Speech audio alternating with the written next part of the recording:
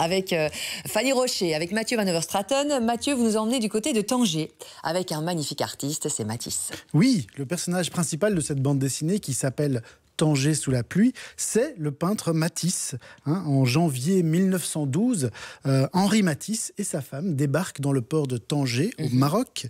Alors le peintre n'a pas vraiment la forme, parce qu'il est un peu persuadé d'être fini, il est persuadé d'être dépassé, et il est venu au Maroc pour essayer de retrouver le moral et retrouver l'inspiration.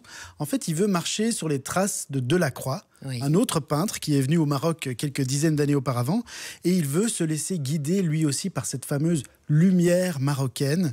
Alors le premier jour, tout se passe bien, il va sur un marché, il est émerveillé par les couleurs, par les odeurs. Pardon. C'est la pluie. C'est le marché, c'est les épices, voilà. C'est ça, c'est les épices. L'inspiration le submerge, il ne peut plus s'arrêter de dessiner, mais quelques heures plus tard, c'est littéralement la douche froide, puisque alors qu'il est bien installé dans la chambre 35 de son magnifique hôtel de la Villa de France, il est réveillé en pleine nuit par quoi ? Par le bruit de la pluie qui tombe. Alors il se dit mais c'est pas possible, il pleut à Tanger, et non seulement il pleut, mais c'est un véritable déluge qui s'abat sur la ville, et en plus la pluie paraît interminable. Et comme il était déjà pas très bien mentalement, pour lui c'est une catastrophe. Ah, il est catastrophé, il se lamente sur la fin du monde. Oui, tout à fait, il se lamente sur son sort, il appelle le gérant, il lui dit mais faites arrêter cette pluie. C'est une carène. C'est une carène. Vraie référence à ce qu'on disait tout à l'heure. Évidemment, le gérant lui dit mais c'est pas possible, monsieur Matisse. Alors sa femme carrément l'abandonne, elle décide de rentrer en France, elle le laisse se lamenter. Oui. Donc c'est la catastrophe. Oui, c'est vraiment la catastrophe, mais il décide malgré tout de persévérer. Il choisit de transformer sa chambre, la fameuse chambre 35, en atelier de peinture, et il demande qu'on lui amène un modèle, une femme de Tanger. Évidemment, dans le Maroc, c'est pas super évident de trouver un modèle comme ça, mais Zora, une prostituée, est convoquée dans la chambre afin de poser pour Matisse.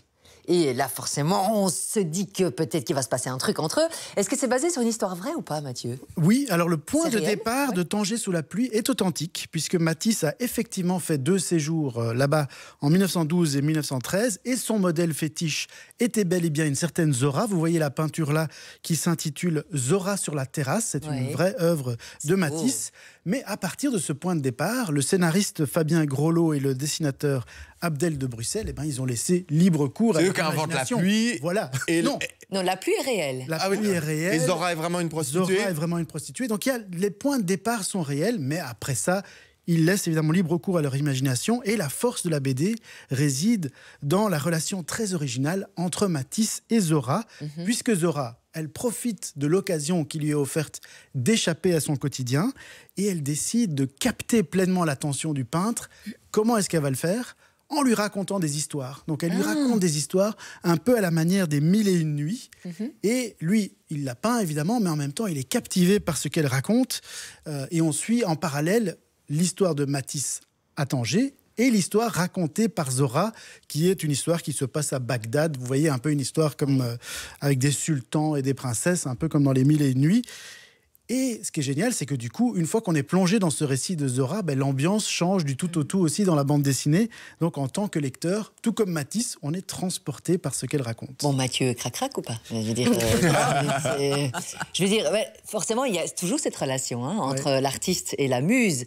Forcément, bon, vous voulez pas nous le dire, je comprends, on va pas dévoiler, spoiler. Ça fait partie du suspense, peut-être. Je ne vais pas vous le dire, ça fait pas vraiment partie du suspense. En fait, c'est une double histoire. Tanger sous la pluie, comme je vous disais. Il y a le séjour de Matisse au Maroc, le récit envoûtant de Zora, mais surtout c'est une histoire qui est très très bien construite. En fait, c'est ça qui est génial. C'est ce qui vous a plu dans cette BD? Oui, l'histoire qui est bien construite, qui est captivante, et puis les dessins qui sont magnifiques, donc signés Abdel de Bruxelles. Originaux, je trouve. Oui, très originaux et très orientaux, justement. Ils ont ce côté. Il y a un hommage à Matisse quand même aussi dans les dessins. Moi, je trouve qu'on reconnaît un peu les tableaux. Ce que j'aime bien, c'est qu'il y a un hommage à Matisse, donc il y a effectivement des cases de la BD qui ressemblent à des vraies peintures de Matisse, mais en même temps, c'est original. Donc il y a le style vraiment d'Abdel de Bruxelles qui est plus proche des contes orientaux. Et donc il y a des couleurs chatoyantes, il y a une mise en page variée, il y a des détails architecturaux aussi sur l'architecture de Tanger au Maroc. Et donc on voyage véritablement vers le Maroc du début du XXe siècle.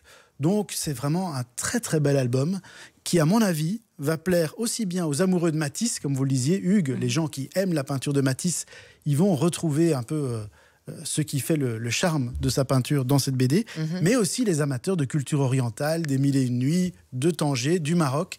Ils vont trouver leur bonheur dans cette bande dessinée. Ça donne envie d'aller au Maroc, hein, c'est vrai. Hein, oui, ça donne envie d'aller au Maroc. Exactement. Mais pas un jour de pluie. Hein. Moi, je me suis dit... mais la pluie s'est arrêtée quand même. Je me suis dit, j'ai jamais été à Tanger, jamais été au Maroc, ça me donne envie d'y aller. Oui, c'est clair. Tanger sous la pluie. Matisse au Maroc, c'est aux éditions d'Argo. Merci pour ce bon plan. Merci pour ce partage, Mathieu. Tous les articles concernant les BD sur age-bd.com. Et justement, vous savez, aujourd'hui, petite journée de transition côté météo, mais on annonce du soleil, surtout